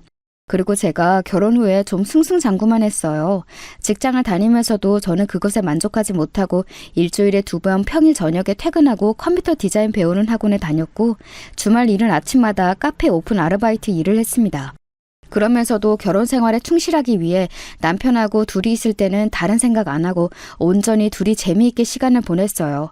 저는 디자인 공부를 한 뒤로 작은 일감을 받아 조금씩 그 경력을 쌓아나갔고요. 이렇게 여러 가지 일을 동시에 하면서 공부까지 한 제 경험담을 담아서 인터넷으로 발간하는 제 자서전을 냈어요. 그런데 이게 소위 대박을 터뜨렸습니다.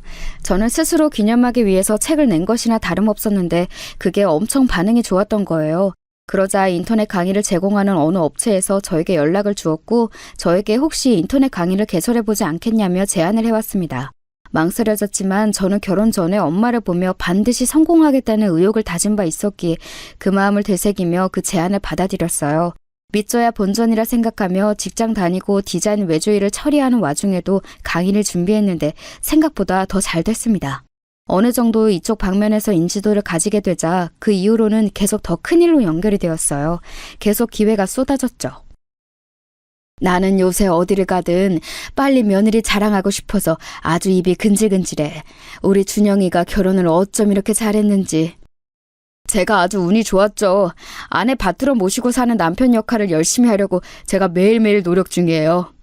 간만에 남편하고 시댁에 들렀을 때 저 듣기 민망한 내용의 부자간의 대화가 화기애애하게 이어졌는데 외출하고 안 계셨던 시어머니께서 어느새 댁에 돌아오셔서는 그 이야기를 듣고 계셨어요.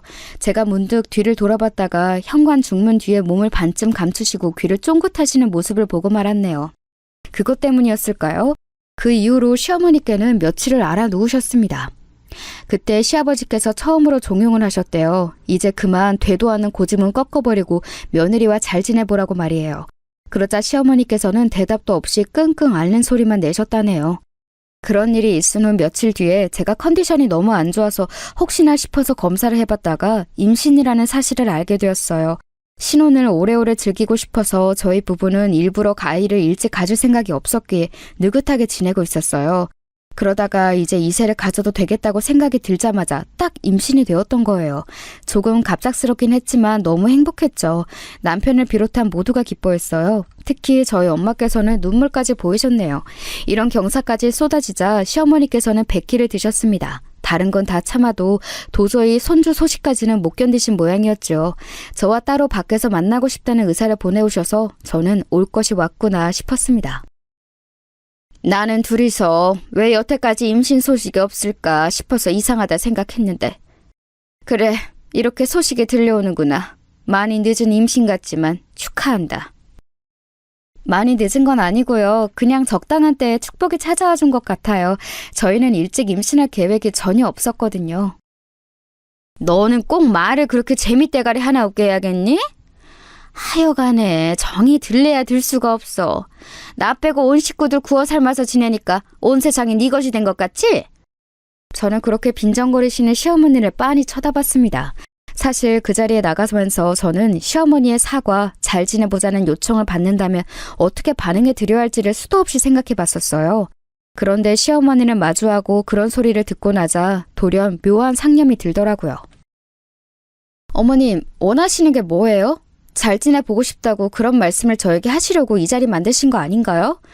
그런데 왜 말씀을 그렇게 하시며 상황을 어렵게 만드세요?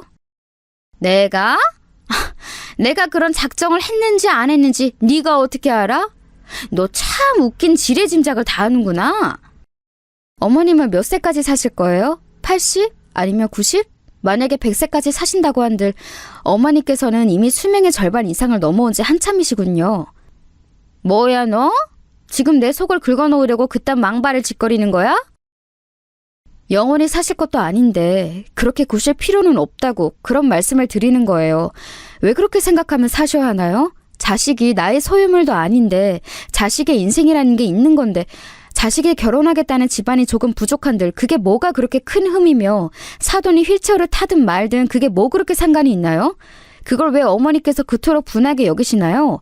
얄미워 죽겠는 며느리가 성공가도를 달리는 걸 응원도 축하도 못해주며 지내셨죠. 혼자 그간 소외되신 채로 지내시면서도 애써 아무렇지 않아서 구셨고요.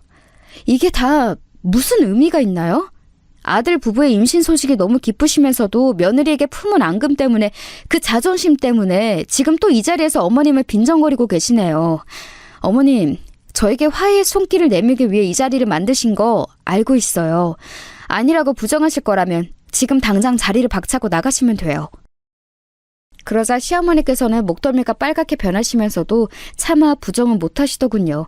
상견례 장에서 시어머니께서 쓰셨던 표현을 따라 그야말로 전곡에 찔리신 모양이었습니다. 저는 차분히 말씀드렸습니다.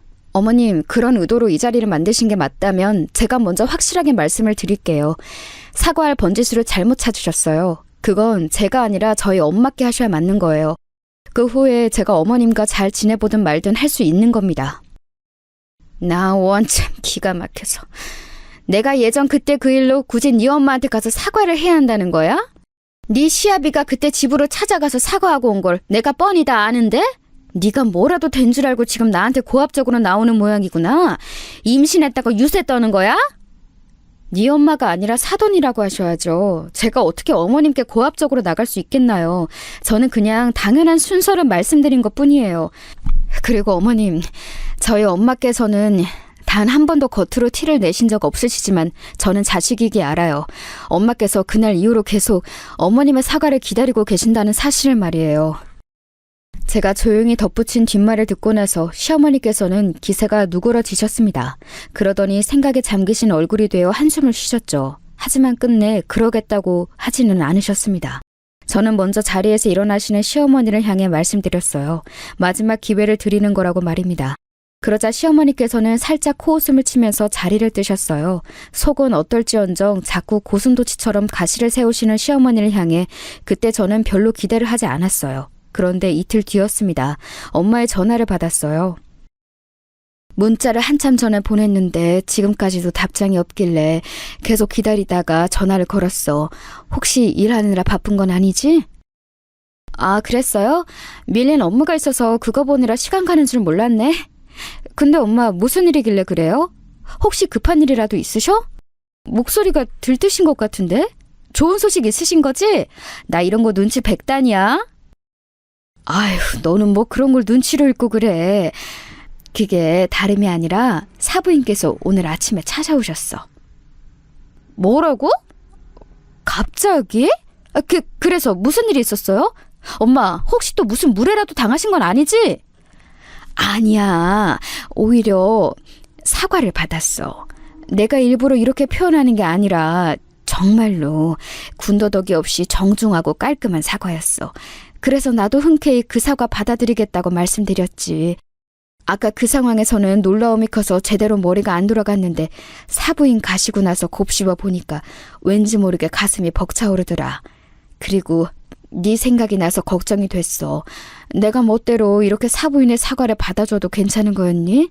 네가 혹시 반대할 생각이라면 내가 당장 사부인께 연락드려서 그 사과 받는 거 취소하겠다고 말씀드릴게. 엄마의 다급한 덧붙임을 듣고 저도 모르게 웃음이 나왔어요. 엄마가 저보고 왜 웃냐고 물으셨는데 대답도 못 해드릴 만큼 계속 웃음이 나왔던 것 같아요. 웃겨서 웃은 것은 아니었고 기뻐서 웃은 것도 아니었고 지금 생각해도 모르겠어요. 그때 무슨 감정이 들어서 계속 웃었던 걸까요? 확실한 건 어딘가 후련한 기분이 들었단 것이겠죠. 저는 그날 퇴근하자마자 시댁에 찾아갔어요. 문을 열어주신 시어머니께서 퉁명스러운 표정을 지어 보이셨습니다. 그러더니 힘 빠진 웃음과 함께 이렇게 말씀을 하셨죠. 내가 네 엄마, 아니지. 사돈께 사과하고 온 것 가지고 너는 네가 이겼다시고 그거 확정 지으려고 부랴부랴 달려왔구나? 그래, 네가 이겼다. 네가 이겼고 내가 졌어. 인정할게. 어머님, 그날 상견례하던 자리에서 제가 어머님의 뺨을 때렸던 것 정식으로 사과드립니다. 그러자 시어머니께서는 깜짝 놀라서 굳어버리셨어요. 설마 그걸 제가 사과드릴 줄은 상상도 못하셨던 듯 싶더라고요.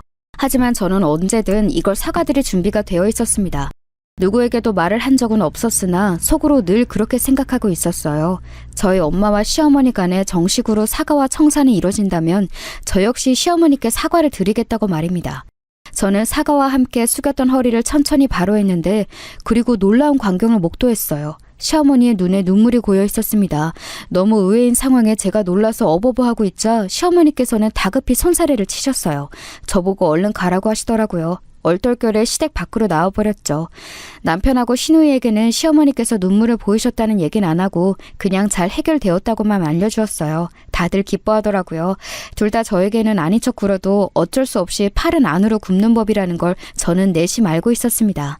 제가 저희 엄마와 시댁 사이에서 무조건 엄마 편을 들 수밖에 없듯이 남편과 시누이 그리고 시아버지까지 결국은 시어머니를 저버릴 수 없다는 걸 저는 알고 있었어요. 그렇기에 기뻐하는 감정을 감추지 못하는 시댁 식구들을 보며 이제야 진정한 평화와 행복이 시작되겠구나 싶었습니다. 그 일 이후로 제가 당장 시어머니와 친해졌다든가 뭐 그런 드라마 같은 변화가 일어난 건 아니었어요. 여전히 대면대면했죠. 하지만 그 이전과는 확실히 달라져 있었어요. 점차 관계가 나아졌죠. 제가 시어머니의 옛날 이야기를 접하게 된 것은 아이를 낳고 나서도 1년이 더 지나 돌잔치를 열 때였답니다. 시어머니의 먼 친척 언니 되시는 분이 원래 외국에 거주하시는데 한국에 며칠 머무는 일정으로 들어오셨을 때 마침 아이 돌잔치가 열리게 되자 참석하시게 되었거든요. 아이가 무척 예쁘다고 덕담을 저에게 건네시면서 그분이 이런 말씀을 해주셨어요. 유전이라는 게 참 신기하네. 애 얼굴에서 영란이 어렸을 때의 모습이 보여. 영란이가 불우한 유년 시절을 보내서 가족에게 버림받았던 서름이나 돈이 없어서 굶고 살았던 그 배고픔. 친척 어르신들에게 잠시 몸을 의탁하며 지낼 때 거기가 부촌과 가까웠기 때문에 그곳에서 겪었던 차별과 멸시 이런 것들을 지독하게 안고 있는 사람이거든. 안 해본 일이 없었을 거야. 그 시절에 다들 그렇게 고생하고 또 노력하며 살았다지만 영란이처럼 지독하게 온갖 고생 다 하다가 이악 물고 밑바닥에서부터 올라온 사람도 드물었을 거야. 그러니 결혼 상대도 잘 잡을 수 있었지. 고난과 역경을 다 이겨내고 남들처럼 결혼해서 자식을 낳고 손주들도 보고. 영란이의 인생이 지금 무탈한 거 보면 옛날에 그 숱한 고생에 빛을 발하는 것 같아. 네? 영란이면 지금 제 시어머니 말씀하시는 거 맞으시죠? 말도 안 돼요. 어머니께 그런 과거가 있었다고요? 저는 막연히 유복하게 자라신 아버님을 운 좋게 잘 만나셔서 그냥 그렇게 평탄히 살아오셨던 게 아닐까 이런 짐작만 했었어요. 그런데 제가 멋대로 잘못된 짐작을 했던 거였네요. 그럴 만도 하지.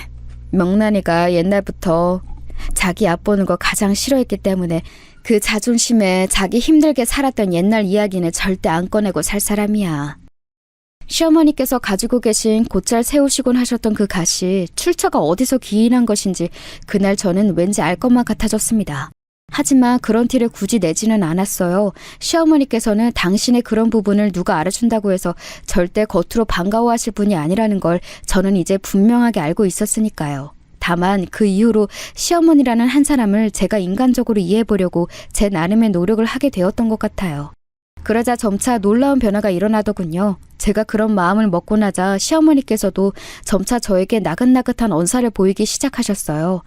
원래는 어떤 말씀이든 무조건 틱틱거리며 하시기 일쑤였는데 시간이 갈수록 그런 모습을 찾아보기가 힘들어졌죠. 제가 둘째 임신을 하게 되었을 때 시어머니께서 주로 첫째를 봐주셨어요. 이때 특히나 저희 고부관계가 더 가까워졌던 것 같습니다. 손주라는 공통 분모로 인해 저희 엄마하고도 시어머니께서는 종종 따로 연락을 주고받게 되셨고요. 제가 둘째를 출산하고 난 직후에 시어머니께서는 누워있는 저를 보며 이렇게 말씀을 해주셨어요. 그때는 내가 미안했다. 그렇게 굴어선 안 됐는데 그렇게 굴어버렸지. 내가 부족했고 어리석었다는 생각이 계속 들더구나. 한 번쯤은 너에게도 내가 정식으로 사과를 해야지 생각만 하고 있다가 이제서야 미안하다는 말을 하게 되었네. 그간 내가 참 미안한 것들이 많았어. 너무 늦은 사과였지만 동시에 전혀 늦지 않은 사과이기도 했습니다. 더 이상 무슨 말이 필요했을까요? 저는 미소를 지으며 그 사과를 받았습니다. 그리고 먼저 시어머니의 손을 잡아드렸죠. 저와 시어머니가 서로의 손을 잡아본 것도 마주보며 웃어본 것도 그 순간이 처음이었는데요. 그날 이후로는 종종 그렇게 했답니다. 그제서야 진정한 관계의 봉합이 이뤄진 거였죠. 세월이 흐른 지금은 옛날 일인 말 그대로 아주 옛날 일로만 느껴지고 있을 만큼 다들 잘 지내고 있어요. 하지만 가끔은 옛날 일을 너무 몰입해서 회상하다 보면 그때 치밀어 올랐던 분노가 그대로 생각나서 혼자 씩씩거리곤 한다는 것은 저만의 비밀이랍니다. 지금까지 제 이야기 들어주신 분들 모두 고맙습니다. 다들 행복한 나날 보내시길 바랄게요.